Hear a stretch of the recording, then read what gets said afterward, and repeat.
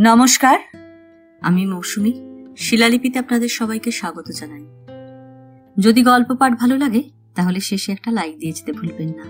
এখনো যারা আমার চ্যানেলটা সাবস্ক্রাইব করেননি তাদের সকলের কাছে আমার অনুরোধ, প্লিজ আমার চ্যানেলটা সাবস্ক্রাইব করে নেবেন। পাশে যে বেল নোটিফিকেশনটা আছে সেটা অবশ্যই প্রেস করে দেবেন। আমি আজ আপনাদের শোনাবো লেখিকা সুচিত্রা ভট্টাচার্যের টান। বাজার হাতে থমকে দাঁড়ালেন সুখময়। তার সযত্নে সাজানো একতলার ড্রয়িং রুমে উদ্দাম লাফালাফি করছে দুই শিশু। জুতো পায়ে দামি সোফায় উঠছে, ঝাঁপ কাটছে নকশাদার গালিচায়। তকতকে মোজাইক মেঝেতে এলোমেলো ছড়ানো গোটা 2-3 কিডস ব্যাগ, প্লাস্টিকের থলি, সস্তা দামের ওয়াটার বটল। সুখময়ের ভুরুতে ভাঁজ পড়ল। তুই কোত্থেকে? হেই, এলাম। সুখময়ের প্রশ্নের সরাসরি জবাব দিল না অমল। দাঁত ছড়িয়ে হাসল। ধরো তোমায় দেখতে, বুড়ো বুড়ি একলাটি পড়ে আছো। সুখময় একটুও প্রীত হলেন না। বাইরে থেকেই এখানকার কলরব কানে বাজছিল। কলরব নয়, যাকে বলে তাণ্ডব। তার তপবনের মতো প্রশান্ত গৃহ আর্তনাদ করছে শিশুদের হুরুদ্দুমে। তখনও কি ছাই বুঝেছেন তার অকাল কুষ্মাণ্ড ভাগ্নেটি এসে হাজির হয়েছে সাত সকালে, সেই শিউরি থেকে লটবহর সমেত? হাতের বাজার রান্নাঘরে নামিয়ে এলেন সুখময়। দুরন্ত শিশু দুটি একটু থমকালো, হাঁ করে দেখছে সুখময়কে। বড়টা বছর 5-এর, ছোটটা বড়জোর 3। এক ঝলক ছেলে দুটোকে জরিপ করে সুখময় পাখার নিচে বসলেন। খবর কি তোদের? মেজদি কেমন আছেন জামাইবাবু? মা বাবারা এই বয়সে যেমন থাকে তেমনই আছে। ঘেঁটে বাত, অর্শ, বুক ধরপর, প্রেসার, সুগার। অমল বাবু হয়ে সোফায় বসল। মামি তো দেখলাম বেশ কাত হয়ে পড়েছে। সুখময় গম্ভীর। কদিন ধরে শ্বাসকষ্ট চলছে, কাল একটু বাড়াবাড়ি হয়েছিল। একটু নয়, কাল রাতে বেশ ভালোই বাড়াবাড়ি হয়েছিল অনুরূপার। বরাবরই তার সর্দি কাশির ধাত। বছর আষ্টেক হলো একটি বিশ্রীর টানও উঠছে, হাঁপানির। প্রথম প্রথম টানটা শুধু ঋতু বদলের সময় আসত। এখন আর মাস ঋতু মানে না। গ্রীষ্ম, বর্ষা, শরৎ, হেমন্ত যখন তখন হানা দেয়। কালও কষ্ট দিয়েছিল। সন্ধে থেকে অল্পক্ষণ রুটিন মাফিক চাপ ছিল ফুসফুসে। খাওয়া দাওয়ার পর দুম করে বেড়ে গেল কষ্টটা। 2-4টে বাঁধা ওষুধ ঘরেই থাকে, তাতেও কমল না। রাত 12টায় ফোন করতে হলো ডাক্তারকে।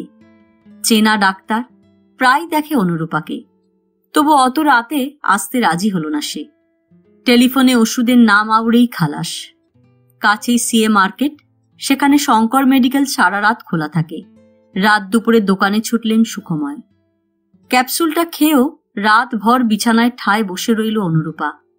বালিশ বুকে চেপে হাঁপড়ের মতো হাঁপাচ্ছেন। গলা কাঁপিয়ে উৎকট শব্দ ছিটকে আসছে, দম বুঝি বেরিয়ে যায়। আর সুখময় একবার তখন বালিশ দিচ্ছেন স্ত্রীর পিঠে, একবার মুখে ফসফস ওষুধ স্প্রে করছেন, আর উদ্বিগ্ন মুখে তাকিয়ে আছেন। কিভাবে যে কেটেছে রাতটা। সুখময় বললেন, তোর মামিকে নিয়ে চিন্তায় আছি। অমল দুলছে বসে বসে। আমরা এসে তোমাদের অসুবিধে হলো তো? সুখময় বলতে যাচ্ছিলেন, তা হলো। বললেন না। তেতো গেলা মুখে হাসলেন।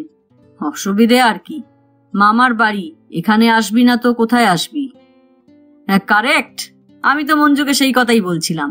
মামিকে দেখে মঞ্জু একেবারে ঘাবড়ে একসা। মঞ্জু মানে তোর বউ? কোথায় সে? মামির ঘরে, এসে ইস্তক ওপরে সেঁটে আছে। বলেই অমল হাঁক পারল, মঞ্জু, মঞ্জু, নিচে এসো, মামাকে প্রণাম করে যাও। ডাকতে ডাকতে ঝপ করে গলা নামালো। আসলে তোমার ভাগ্নেবু মামিকে দেখে যত না ঘাবড়েছে, তার চেয়ে বেশি বমকেছে তোমার এই বাড়ি দেখে। আরে বাবা, মামা আমার লর্ড, সল্টলেকে প্যালেসে থাকে। বুঝলে মামা, মঞ্জু ভাবে আমার সব আত্মীয়ই বুঝি তার শ্বশুর শাশুড়ির মতো নেই পার্টি। এবার দেখ নিজের চোখে কেমন ঝিংচাক বাড়ি, এমন চাম্পুস সাজানো গোছানো। বাপের জন্য দেখেছিস কোনোদিন? ছিলি তোর ন্যাংটো মাস্টারের মেয়ে। দুই শিশু বাবার বকবক গিলছিল। হঠাৎ বড়টা হাততালি দিয়ে উঠল, দাঁড়াও, মাকে বলে দেবো। অমল খিক খিক হাসল। কি বলবি? তুমি দাদুকে ন্যাংটো বলেছ? বলিস, নেচে নেচে বলিস। যা ভাগ এখান থেকে। 5 বছরই পেকে বোঁদে হয়ে গেছে, খালি বড়দের কথার মধ্যে কথা। মারবো টেনে 3 লাথ। ধমক খেয়ে ছেলেটা গা মোচড়াচ্ছে। সুখময় বেশ বিরক্ত হলেন। অমলটা চিরকালই অমার্জিত, জঙ্গলি, হ্যাঁ হ্যাঁ করে হাসে, গাঁক গাঁক চেঁচায়, মুখের মাত্রা নেই, লেখাপড়াতেও অগা। কোনো ক্রমে ঘষ্টে ঘষ্টে স্কুলের গণ্ডি পেরিয়ে সরস্বতীকে বিদায় দিয়েছে। মেজদির কম জ্বালা গেছে এই ছেলে নিয়ে। এখন কোন এক কোল্ড স্টোরেজে চাকরি করছে। কি কাজ যে করে ভগবান জানে। শুধু মেজদির চিঠিপত্র থেকে বোঝা যায় রোজগারপাতি তেমন ভালো নয়। তার মধ্যেও কি দুঃসাহস! বাবু বিয়ে করে ফেলেছেন, প্রেমের বিয়ে। বোঝার ওপর শাকের আঁটি, 6 বছরই 3-3টে আন্ডা বাচ্চা। একটা তো একেবারেই কোলের, সবে পুজোর সময় হয়েছে। মেজদির বিজয়ার চিঠি থেকে জেনেছে সুখময়। ড্রয়িং রুম থেকে কাঠের ঘোরানো সিঁড়ি উঠে গেছে দোতলায়। সেই সিঁড়ি দিয়ে নামছে অমলের বউ, আড়ষ্ট পায়। কাছে এসে খোঁপায় আঁচল তুলল, ঢিপ করে প্রণাম সারল একটা। সুখময় মেয়েটিকে আগে দেখেননি। অমল 9 মাসে 6 মাসে এ বাড়িতে আসে, একাই আসে, 1-8 বেলা থেকে চলে যায়। সুখময় নিজে কোনো আত্মীয় স্বজনের বাড়ি যান না, যাওয়া পছন্দ করেন না। বিয়ে অন্নপ্রাশনেও নয়, কোথাওই সম্পর্ক রাখেন না বেশি। মাঝে মধ্যে টুকটাক চিঠিপত্র, ব্যাস। সম্পর্ক রাখার অর্থ জানেন সুখময়। দায়, অজস্র দায়। এর মেয়ের বিয়েতে দাঁড়াও, ওর ছেলের চাকরি করে দাও, একে খয়রাতি করো, ওকে ধার দাও।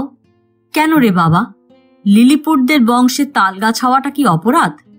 তাছাড়া আত্মীয় স্বজন মানেই কুটকাচালি, কেচ্ছা কেলেঙ্কারি, এসব সুখময়ের ঘোরতর অপছন্দ। তা মঞ্জুকে অবশ্য প্রথম দর্শনে মন্দ লাগলো না সুখময়ের। শান্ত চেহারা, বিনীত হাবভাব, রং চাপা হলেও আলগা একটা স্ত্রী আছে। তবে রোগা বড্ড, ডিগডিগে, খয়াটে। কোলের কন্যা সন্তানটিও খুবই শীর্ণ, অপুষ্টির শিকার। মঞ্জু নতমুখেই বলল, আপনাকে মামিমা একবার ওপরে ডাকছেন। সুখময় গলা ঝাড়লেন। তোমার মামিমা কি শুয়েছেন একটু, না এখনো বসে? মঞ্জু একদিকে ঘাড় নাড়ল। উত্তরটা ঠিক ধরতে পারলেন না সুখময়। সিঁড়ি অবধি গিয়েও ঘুরলেন মঞ্জুর দিকে। তোমার বাচ্চারা কিছু খেয়েছে? অমলি আগ বাড়িয়ে উত্তর দিল, তুমি ভেবো না মামা, ওরা ঠিক খেয়ে নেবে। তোরাও তো এতটা পথ এলি, তোদেরও খিদে পেয়েছে। দেখ না পুষ্পর জল খাবার তৈরি কত দূর এগোলো। হা হা করে হাসল অমল। আমাদের পেট হলো রাবণের চিতা, সারাদিন জ্বলছে। ও নিয়ে ভাবতে গেলে তোমার ভাড়ার ফাঁক হয়ে যাবে। তুমি যাও, মামি কি বলছে দেখো। মঞ্জুর দিকে চোখ চলে গেল সুখময়ের। স্বামীর রসিকতায় মুখে আঁচল চেপে ফিক ফিক হাসছে। ঘড়িতে 9:30। চৈত্রের সকাল তেতে উঠছে ক্রমশ। এলোমেলো তপ্ত বাতাস, আচম্বিতে ছোট ছোট হাওয়ার ঘূর্ণি বাইরে। দক্ষিণের জানালার ঠিক গায়ে একটা বেটে নারকেল গাছ, 14 বছর বয়সের। গৃহপ্রবেশের দিন গাছটা লাগিয়েছিলেন অনুরূপা। সেই গাছের চওড়া পাতায় শেষ বসন্তের হাওয়া বাজছিল সরসর। হাওয়া কি অতীতের কথা বলে? হয়তো বলে, হয়তো বলে না। হয়তো নিজের মনেই দোল খায় জানালায়, গাছে, সুখময়ের মনে। 25 বছর আগে সুখময় এখানে 4 কাঠার প্লটটা কিনেছিল। তখন এ অঞ্চলে গাছগাছরা বিশেষ ছিল না, প্রায় ধুধু। বিশাল বিশাল মেছো ভেড়ি বোঝানো হয়ে সবে তখন শহর এদিকে গায়েগতরে বাড়ছে। মাটিতে চিকচিক করে বালি, লোক বসতি খুব কম। কলকাতার সঙ্গে সুতোর যোগ রাখে 1-2 বাস। এত ফাঁকা চারদিক যে লোকজন সহজে বাড়িঘর বানাতে সাহস পায় না। সেটা অবশ্য সাপে বড়ই হয়েছিল। এখনকার হিসেবে জলের দরে জুটে গিয়েছিল জমিটা। তবে সুখময়ও তক্ষুনি বাড়ি করেননি, করলেন অনেক পরে। সাউথ ইস্টার্ন রেলের জেনারেল ম্যানেজার হয়ে রিটায়ার করার 6 বছর আগে, রামপুরহাটের জমি বাড়ির নিজের অংশ বেচে দিয়ে। এই উপনগরী তখন অনেক জমজমাট। ছবির মতো সুন্দর সুন্দর বাড়িতে ভরে যাচ্ছে চারদিক। চওড়া চওড়া পথঘাট, সবুজ বুলেভার্ড, গাড়ি ঘোড়াও চলছে অনেক। তবু এখানকার একটা আলাদা নির্জনতা আছে, এক ধরনের আলাদা শান্তি, নিস্তরঙ্গ সুখ। সেই সুখের আদলে তৈরি হলো সুখময়ের বাড়ি। একতলায় অতিকায় ড্রয়িং রুম, রান্নাঘর, ভাড়ার কাজের লোকদের থাকার ঘর, বিশাল খাওয়ার জায়গা, ছোট্ট একটা স্টাডি রুম কাম পারিবারিক লাইব্রেরি, ওপরে 3টে পৃথক পৃথক ব্লক, প্রতিটি ব্লক এক একটা স্বয়ংসম্পূর্ণ ওয়ান রুম ফ্ল্যাট। সুখময়দের, বাবিনের, ছোট্টুর। এছাড়া মন ভোলানো এক পূব দক্ষিণ খোলা বারান্দা। বাড়ির নাম হলো স্বপ্নাতীত। বাড়ি দেখে খুশিতে পাগল হলেন অনুরূপা, 2 ছেলেও। বাবিন তখন আইআইটিতে ইঞ্জিনিয়ারিং পড়ছে, ছোট্টুর ক্লাস 9। বিপুল উৎসাহে 2 ভাই ছুটে ছুটে এখান ওখান থেকে ফুল গাছ এনে লাগাচ্ছে। অনুরূপা সামনের লনটার পরিচর্যা করছেন সারাদিন। বাবিন আর ছোট্টুর ঘর পোস্টারে পোস্টারে ছেয়ে গেল। বাবিনের দেওয়ালে ফিল্ম স্টার, শুধুই অমিতাভ বচ্চন, বিভিন্ন ভঙ্গিতে, বিভিন্ন মেজাজে। ছোট্টুর দেওয়াল জুড়ে খেলোয়াড়দের মিছিল, গাভাস্কার, বিশ্বনাথ, ইমরান, কপিল দেব, ম্যাকেনরো, বর্গ, ঝাঁকড়া চুলো মারিও কেম্পেস। তার সঙ্গে বাবা মার দেওয়ালও পরিপূর্ণ, আশায়, সুখে, উষ্ণতায়, মায়াবী, নিশ্চিন্ত, বার্ধক্যের অলস স্বপ্নে। বাবিনের আমেরিকায় এখন মধ্যরাত, ছোট্টুর লন্ডনে এখনো ভোর হয়নি। এই উপনগরী এখন রোদ্দুরে ঝলসাচ্ছে। কি ভাবছো জানলায় দাঁড়িয়ে? সুখময় ফিরলেন, খাটের প্রান্তে এসে আধশোয়া স্ত্রীর কপালে হাত ছোঁয়ালেন। কিছু না। আমাকে ডাকনি কেন? ভাবলাম ঘুমোচ্ছ, ঘুমো। ধুর, ঘুম কি আর আসে? অনুরূপা ক্লান্তভাবে চোখ বুজলেন। সকালের ক্যাপসুলটা খেয়েছ? খেয়েছি। ডাক পাঠিয়েছিলে কেন? বাজার থেকে কি আনলে? রোজকার সেই চারাপোনা? না, বাটা মাছ। কেন? কেন কি গো? ভাগ্নে ভাগ্নে বউ এলো, মেয়েটা আমাদের বাড়িতে এই প্রথম, ওদের শুধু বাটা মাছের ঝোল খাওয়াবে? অনুরূপা এখনো হাঁপাচ্ছেন একটু একটু। বাচ্চাদের জন্য মাংস আনলে হতো না? বাচ্চারা থোড়াই খাবে, খাবে তো এই গন্ডারটা। হাসতে হাসতে বললেন সুখময়। ও ভার তুমি আমার ওপর ছেড়ে দাও তো। চুপটি করে আজ সারাদিন বিশ্রাম নাও, বিছানা থেকে একদম উঠবে না। অনুরূপা বালিশে হেলান দিয়ে উঠে বসলেন। অমলের বউটা কিন্তু বেশ হয়েছে, একটু বোকা ধরনের, কিন্তু বেশ কাজের। কথা শুনে মনে হলো মেজদি জামাইবাবুর খুব দেখাশোনা করে। বোকা না হলে ওই ছেলের প্রেমে পড়ে? শুধু প্রেম নয় গো, অমলকে খুব ভয়ভক্তিও করে। বাহ, আধ ঘন্টা কথা বলেই তুমি অনেক কিছু বুঝে ফেলেছ দেখছি। সুখময় বাঁকা হাসলেন। সদল বলে এখানে হঠাৎ কেন উদয় হলো তা কিছু বলল? নিজে থেকে না বললে জিজ্ঞেস করা যায় নাকি? সুখময় কিছু বললেন না। আলমারি খুলে কয়েকটা কাগজ বার করলেন, ইলেকট্রিক বিল, প্রেসক্রিপশন, কিছু টাকাও। অনুরূপা ঠাট্টার ছলে বললেন, একদিক দিয়ে ভালোই হলো, তোমারও কদিন নাতি নাতনি নিয়ে জমিয়ে কাটবে। অসুখ তো তোমার ভাগ্যে বড় একটা জোটে না। বাবিন গত বছর এসেছিল। জাম্বো বড় ন্যাওটা হয়ে পড়েছিল সুখময়ের। দাদুন, আমি তোমার সঙ্গে খেলবো। দাদুন, আমি তোমার সঙ্গে শোবো। দাদুন, আমি তোমার সঙ্গে লাঞ্চ করব এক প্লেটে।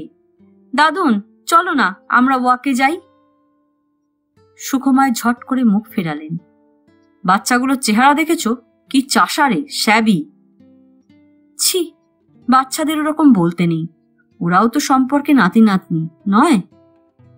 পুষ্প ঘরে এসেছে, হাতে ট্রেতে সুখময়ের জন্য চা টোস্ট, অনুরূপার হরলিক্স, বিস্কুট কয়েকটা।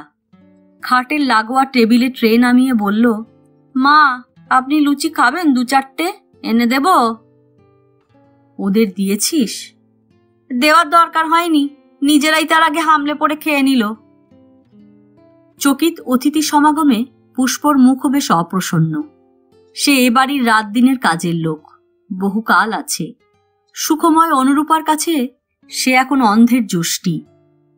তবু তার বাচন ভঙ্গিটা এ মুহূর্তে সুখময়েরও অভব্য লাগল। গম্ভীর মুখে বললেন, তুই এখন একবার বাজার যা, ওদের জন্য দুটো মুরগি নিয়ে আয় বড় দেখে, আর আন্দাজ মতন দই মিষ্টি। বাচ্চা দুটোকে একটু দুধ দিয়েছিস? পুষ্পের মুখ আরো ভারী।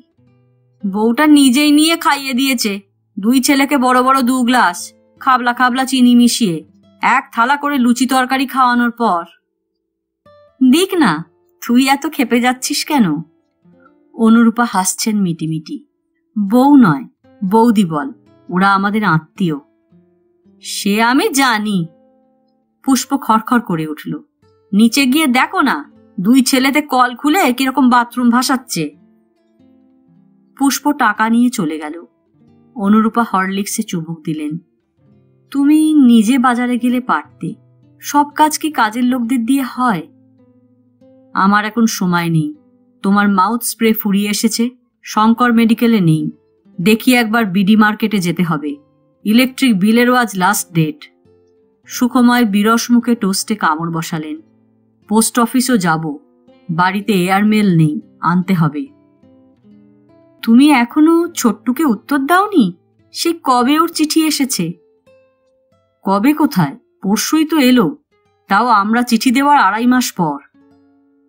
ওদের নতুন সংসার, নতুন দেশ, নতুন কাজ, তাও আবার যেসে কাজ নয়, অসুখ নিয়ে রিসার্চ, সব সামলে চিঠি লিখতে বসা, সময় তো লাগবেই। নতুন কোথায়, দেখতে দেখতে তো 8 মাস হয়ে গেল। 8 মাস আর কি এমন সময়? ওদিকে তোমার বাবিনের যে 8 বছর হয়ে গেল, সে কটা চিঠি লেখে বছরে? গুনে গুনে 4টে কি 5টা, তাও বউ লেখে, নিজে তার সঙ্গে নিচে 2 লাইন। সুখময় চকিতে উদাস, শোঁ শোঁ করে বাতাস বয়ে যাচ্ছে বুকে। ওদের সবই নতুন, সব সময়, শুধু বাবা মা দুটো ছাড়া। ও আবার কি কথা? হরলিক্স শেষ করে অনুরূপা শুচ্ছেন ধীরে ধীরে। চা খেয়ে নাও, ঠান্ডা হয়ে যাচ্ছে। হঠাৎ দরজার দিকে নজর গেল সুখময়ের। অমলের বড় ছেলেটা পর্দা ফাঁক করে উঁকি দিচ্ছে ঘরে। অনুরূপাও দেখেছেন, কোমল গলায় ডাকলেন, আয় দাদু। ছেলেটা দুদিকে মাথা দোলালো, এলো না। অনুরূপার স্বর আরো নরম। তোর চোখ ছলছল করছে কেন রে? মা বকেছে? ও মা, এ তো জলও গড়াচ্ছে দেখছি। 2 হাতের চেটোর উল্টো পিঠ দিয়ে চোখ মুছে নিল ছেলেটা। মুখে স্বর ফুটেছে, তোমাদের ছাদটা কি বড় গো? আমি আর ভাই চুপি চুপি গিয়ে দেখে এসেছি। তাই? আর কি দেখলি? ছাদের ফুল গাছগুলো দেখেছিস? হ্যাঁ, ভাই না একটা ফুল ছিঁড়েছে, লাল ফুল। পর্দা সরিয়ে 2 পা এগোলো ছেলেটা। আমরা কোন ঘরে থাকবো গো ঠাম্মা? মা তোমাকে জিজ্ঞেস করতে বলল। বনু ঘুমিয়ে পড়েছে তো? এমা, ছিছি, তুমি যে কি করো না। অনুরূপা অপ্রস্তুত মুখে স্বামীর দিকে তাকালেন। যাও, ওদের জন্য বাবিনের ঘরটা খুলে দাও, বাবিনের খাটটা বড় আছে। বাবিন ছোট্টুর ঘর তালাবন্ধই থাকে সারা বছর। সপ্তাহে 1 দিন ঝাড়াঝুড়ি হয়। আগে অনুরূপা নিজের হাতেই করতেন। ধুলো নাকে গেলে কষ্ট বাড়ে বলে নিজে আর ঢোকেন না। পুষ্পই সাপসূত্র করে রাখে যতটা সম্ভব। সুখময়ের কণ্ঠে শ্লেষ ফুটল। বাবিনের খাটেও 5 জন ধরবে না, ছোট্টুর ঘরও লাগবে। লাগলে লাগবে, খুলে দাও, ও তো এখন ভূতের ঘর। ড্রয়ার থেকে দুবদাব চাবির গোছা বার করে সুখময় বিছানায় ছুড়ে দিলেন।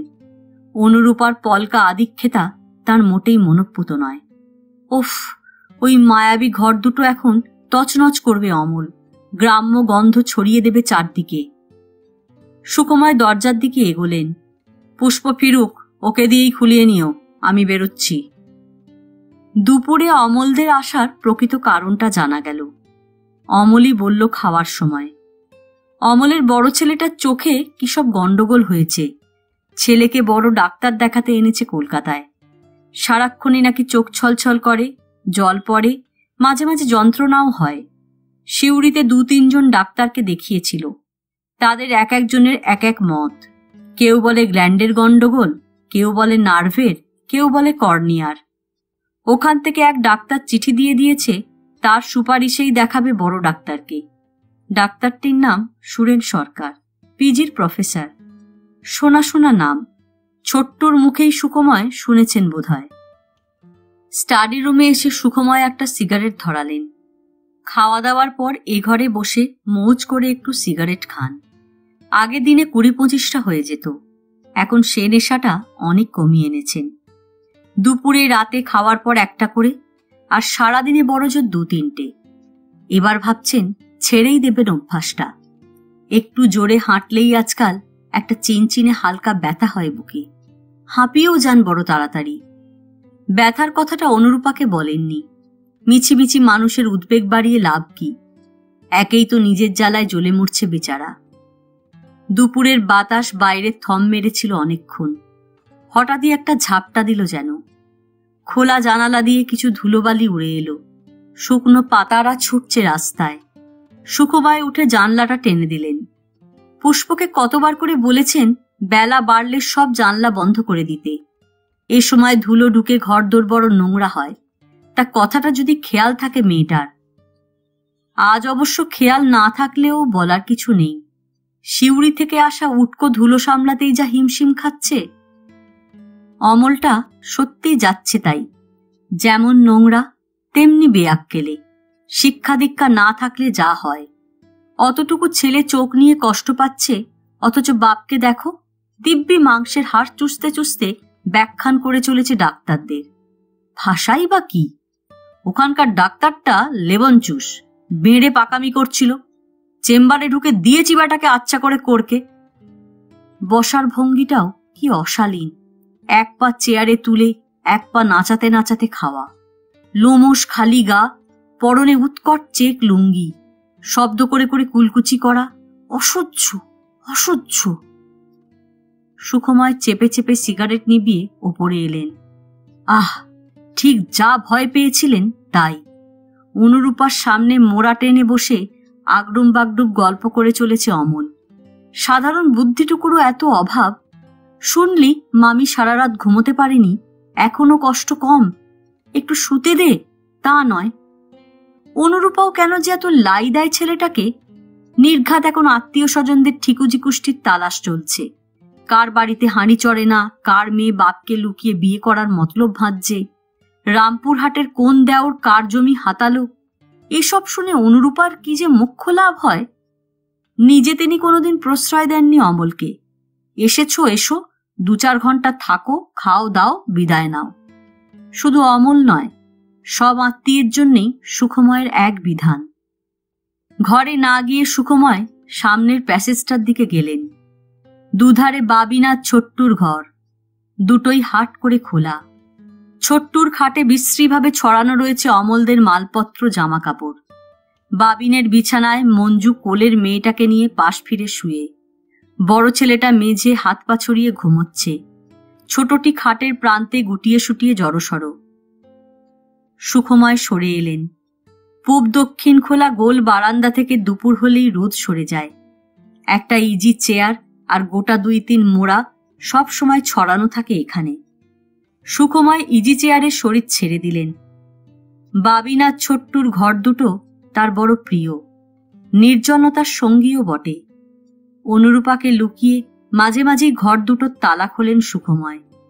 চেয়ার, টেবিল, খাট, আলমারি, বিছানা ছুঁয়ে ছুঁয়ে দেখেন। পোস্টারগুলো কবেই আর নেই, তবু ফিকে রঙিন দেওয়ালে এখনো অনেক ছবি দেখতে পান তিনি। বাবিন জন্মালো, হাঁটছে, কথা ফুটল মুখে, স্কুলে যাচ্ছে। রাত্রিবেলা অনুরূপাকে আবার রেখে আসতে হলো রেলের হাসপাতালে। ছোট্টু এলো। পিঠোপিঠি বড় হচ্ছে 2 ভাই।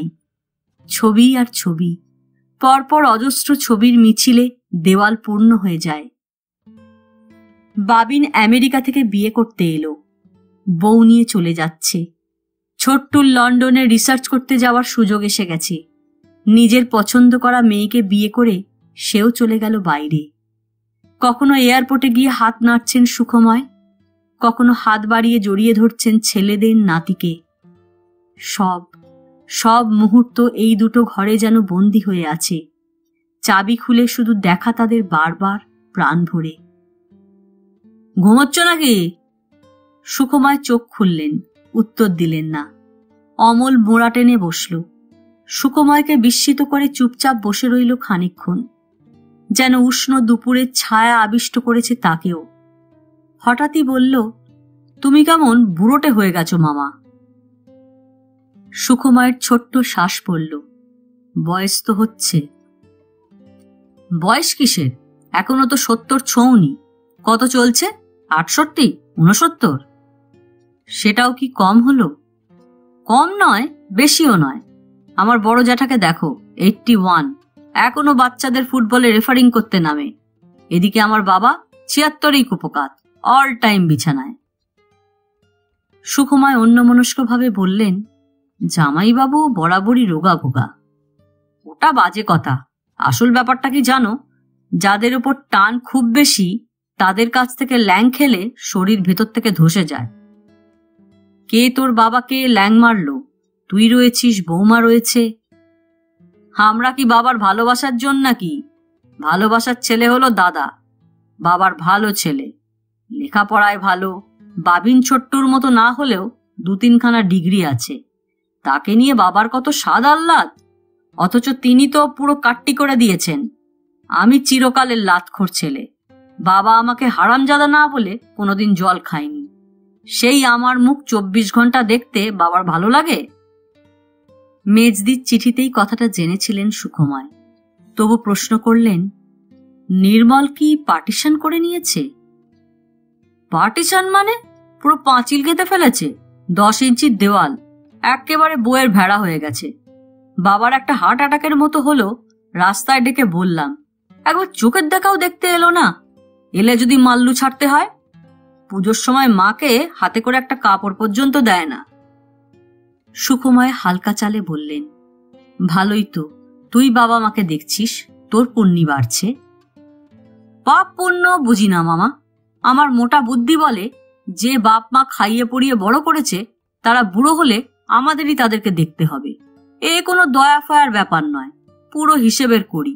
জুতো ঝ্যাঁটা যাই মারুক, খেতে পড়তে তো দিয়েছিল, সেই লোনটা শোধ করতে হবে না? কথাটা সামান্য বিঁধল সুখময়কে। কোথায় যে ঠিক বিঁধল বুঝতে পারলেন না। অমল দুম করে প্রশ্ন করে বসল, বাবিন শুনলাম আর নাকি ফিরছে না। মামি বলছিল কিসব গ্রিন কার্ড মার্ড পেয়ে গেছে। তা পেয়েছে, তবে ফিরবে না এমন কথা তো বলেনি। বলতে গিয়েও ঠিক ঠিক জোর ফুটল না সুখময়ের গলায়। স্ত্রীর ওপর মনে মনে বিরক্তই হলেন তিনি। অমলকে এত কথা বলার কি দরকার ছিল? অমলের কৌতূহলের শেষ নেই।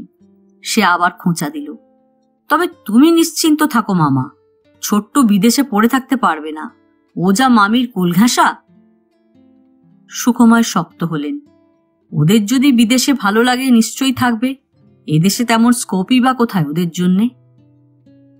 তা ঠিক, না ফেরাই উচিত, এত ভালো ছেলে ওরা। অমল বিজ্ঞের মতো রায় দিল। আমি তো মঞ্জুকে বলি, তুমি শুধু আমার ফ্যামিলির 2টো স্যাম্পেল দেখলে, এক আমি ডিগবাজি খেয়ে খেয়ে ধপাস পাটি, আর এক বইয়ের পাশে ল্যাজ নাড়ানো আমার দিগ্গজ দাদা মাদুরপাতা মাস্টার। যদি খাঁটি জুয়েল দেখতে চাও, আমার মামার ছেলেদের দেখো, কি ভদ্র, কি অমায়িক ব্যবহার। কোনো পরীক্ষায় কখনো ফার্স্ট ছাড়া সেকেন্ড হয়নি। কিছুটা অতিরঞ্জিত হলেও কথাটা খুব মিথ্যে নয়। বাবিন হায়ার সেকেন্ডারিতে 3rd হয়েছিল, ছোট্ট মেডিকেলের জয়েন্ট এন্ট্রান্সে 2nd। 2 ছেলের পিছনে কম পরিশ্রম, কম অর্থ ব্যয় করেননি সুখময়। তার সব চেষ্টা আজ সার্থক। ছোটবেলা থেকে ছেলেদের নিখুঁতভাবে পথ দেখাতে পেরেছেন বলেই না তিনি আজ এক সফল পিতা। 2 পুত্রবধূও তাঁর শিক্ষিত, মার্জিত। বাবিনের বউ ওখানে একটা স্কুলে চাকরি করছে। ছোট্টুর বউ তো ছোট্টুর মতোই ডাক্তার। সুখে, প্রাচুর্যে, সাফল্যের সব দিক দিয়েই পরিতৃপ্ত সুখময়। তবু কেন যে বুকটা চিনচিন করে ওঠে হঠাৎ হঠাৎ এই নির্জন অপরাহ্ন বেলায়? কি লিখলাম শুনবে না? অনুরূপা রাতের খাওয়া সারছিলেন। 2টো রুটি, অল্প মুরগির মাংস। তার জন্য স্টুয়ের মতো করে আলাদা মাংস রেঁধেছে পুষ্প। এমনিতে অনুরূপা পাতলা রান্না ভালোই বাসেন, কিন্তু আজ ঠিক গলা দিয়ে নামছিল না তাঁর। একটা চোরা ভয় শিরদাঁড়া ছুঁয়ে যাচ্ছে। আবার যে কখন কালকের মতো এসে পড়ে কষ্টটা। সুখময় অসহিষ্ণুভাবে বললেন, কি হলো, শুনবে? পড়বো না মুখ বন্ধ করে দেব? অনুরূপা ফোঁস করে শ্বাস ফেললেন। কি আর শুনব? লিখেছে তো সেই বাঁধা গদ, আমরা ভালো আছি, তোমরা কেমন আছো? মাঝে তোমার মায়ের শরীর খারাপ হয়েছিল, সেই হাঁপের টান এখন মোটামুটি আছে। তোমরা আমাদের জন্য দুশ্চিন্তা করো না। সুখময় ঈষৎ ক্ষুণ্ণ হলেন। আর কিছু লিখি না আমি? বলো, আর কি লেখো? সুখময় তীব্র চোখে স্ত্রীর দিকে তাকালেন। লিখে দেব তোমার জন্য সারা রাত জেগে বসে থাকতে হয়? তোমার চোখ মুখ ঠেলে বেরিয়ে আসছে। আমি কি বলেছি ওসব লিখতে? তাহলে কি লিখব? লিখব স্নেহের ছোট্টু, তুমি একদা গেটের সামনে যে কৃষ্ণচূড়া গাছটি পুঁতিয়াছিলে তাহাতে ফুল আসিয়াছে। তোমার দাদার লাগানো পলাশ গাছেও দুটি গাছের ফুলে আমাদের গেটের সম্মুখভাগ লাল হইয়া থাকে। অনুরূপা খাওয়া বন্ধ করে স্বামীর দিকে তাকালেন। সত্যি কথা স্বীকার করতে এত ভয় পাও কেন তুমি? যা লিখেছ এছাড়া সত্যিই কি কিছু লেখার আছে? চিঠি লেখা মানে তো এখনো জ্যান্ত আছি সেটা জানানো, আর কি? সুখময় নিশ্চুপ হয়ে গেলেন। এয়ারমেলের মুখ জুড়লেন ধীরে ধীরে। ঘরের উজ্জ্বল আলোটাকে বড় নিষ্প্রভ লাগছিল তাঁর। শুধু নিষ্প্রভ নয়, ঝাপসাও। নিম্নস্বরে বললেন সুখময়, তুমি বড় নিষ্ঠুর অনু। নিষ্ঠুর নয়, যা দেখি যা বুঝি তাই বলছি। তুমি যা সত্যি সত্যি লিখতে চাও তা তোমার কলমের ডগায় আসবে? আমি চাইলেও আমাকে লিখতে দেবে সে কথা? কেন লিখব আমরা? সুখময়ের গলা ফ্যাসফ্যাসে শোনাচ্ছিল। লিখো না, যক্ষ হয়ে কুবেরপুরি আগলাও। একতলা থেকে টিভির শব্দ ভেসে আসছিল। সিনেমার গান হচ্ছে, পুরনো দিনের গান। অমল খুব জোরে চালিয়েছে টিভিটা। কান পেতে গানটা শোনার চেষ্টা করলেন অনুরূপা। কি গান বোঝা যাচ্ছে না। থালায় হাত ধুতে ধুতে বললেন, তুমি আজকাল বড় অবুঝ হয়ে যাও। ওইটুকু বাচ্চাকে তখন ওইভাবে ধমকালে কোনো মানে হয়? বেশ করেছি, খবর শোনার সময় অত চেঁচাবে কেন? বউটারও বলিহারি, 3-3টের মা হয়েছে, একটাকেও সামলাতে পারে না। সুখময় প্রায় ভেঙচে উঠলেন। কোলের মেয়েটা সোফাতে পেচ্ছাপ করে দিল। মায়ের হেলদোল নেই, একটু কাঁচিয়ে ফেলে দিল শুধু। ছোট ছেলেটা শোকেসের কাজ ভাটাং করে টানছে, বন্ধ করছে। মায়ের ভ্রুক্ষেপ নেই, একদিনেই বাড়ি লন্ডভন্ড করে দিল। দিগ্গে, অত পিটপিট করো না তো।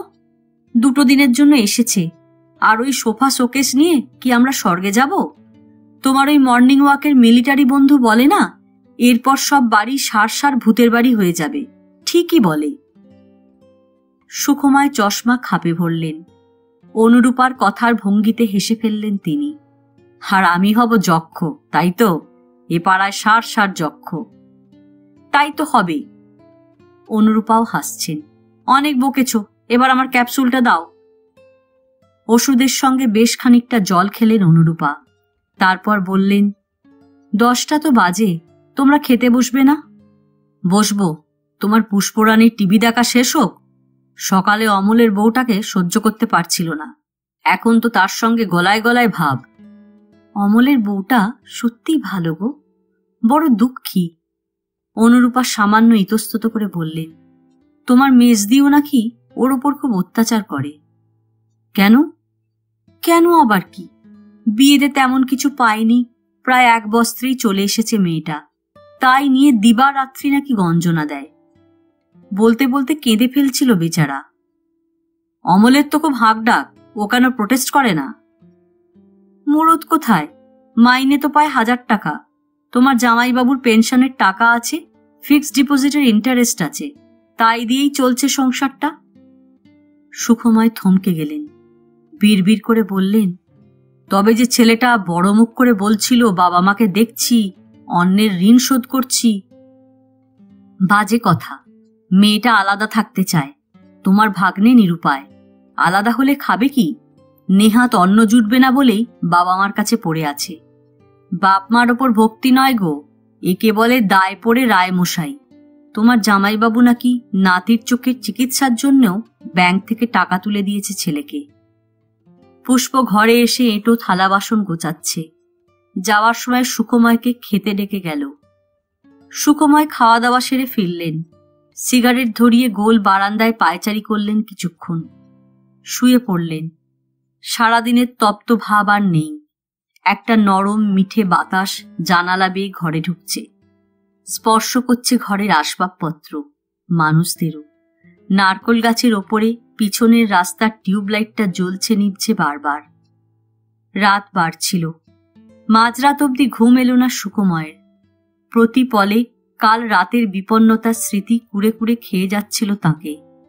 পাশের ঘরের কলকাকলি স্তব্ধ হওয়ার পরও চোখের পাতা এক হলো না কিছুতেই। হঠাৎই সুখময় একটা শব্দ শুনলেন। শব্দটা প্রথমে একটু শুরু হয়ে থেমে গেল, তারপর আবার শুরু হলো।